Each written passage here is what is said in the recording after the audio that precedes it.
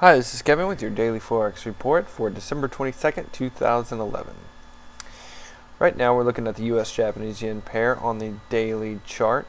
You'll notice that we have a pretty sideways bias right now. Our last session closed up, and in this current session so far we're actually down quite a bit. I was looking forward to make somewhat of an inside bar, but we've already broke out of that currently, so looking for this to kind of continue down, so continue our sideways pattern.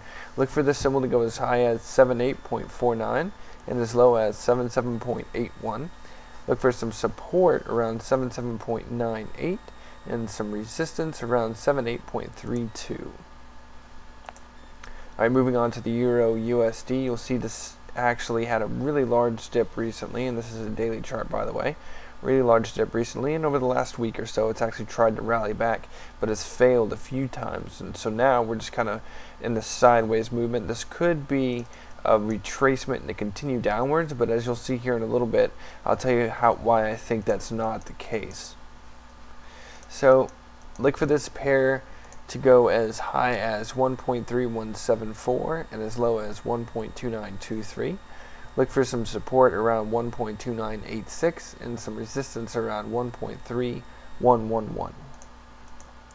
Alright, moving to the the pound US dollar pair rather.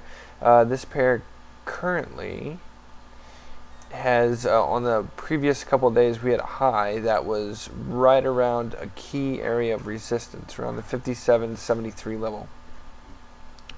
Right now, as this stays open, we've actually pulled up a little bit, and we're sitting a little bit flat, not quite as flat as yesterday, but overall sideways movement. And as we rebounded off the top of this, I'm looking for this pair in the next couple of days to continue down, probably in the sideways area, around this area, around the 5400 level. So look for this pair in this current session to go as high as 1.5793. and as low as 1.5558. Look for some support around 1.5617 and resistance around 1.5734.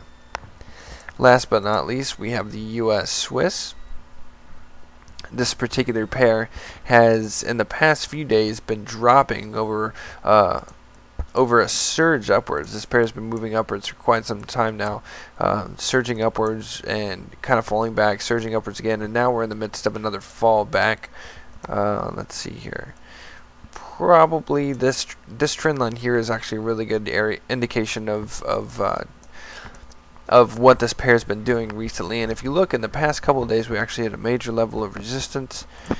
Just like in the past couple of days, we had a major level of resistance in the pound US dollar. And you'll remember, always remember that the US Swiss and the pound US dollar are negatively correlated, and the Euro USD and the US Swiss are negatively correlated as well.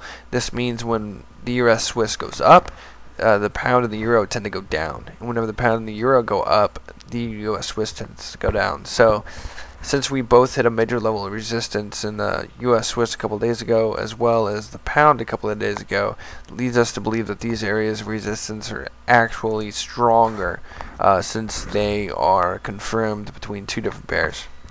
So in the US Swiss, look for it to go as high as 9458 and as low as 0.9258. So a nice 200 pip range here. Look for some support around 9308 and some resistance around 9408. Once again, about 100-200 pip range. So as far as news announcements go,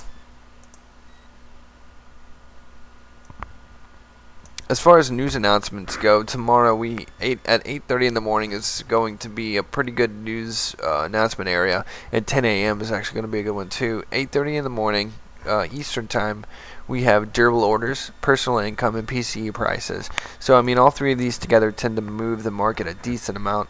But what we're really looking for is the new home sales at 10 o'clock in the morning Eastern time. Keep in mind that this is a Friday and it is going into a holiday weekend, so there might not be a lot of movement here unless the numbers are off what they normally are broadcasted as. So if it's off by quite a bit, than what it's broadcasted as. It could have the ability to move the market, but once again, since we're heading into a weekend and it's going to be a holiday, really don't anticipate much trading going on tomorrow, moving the market all that much. Alright, so that about does it. So until next time, this is Kevin.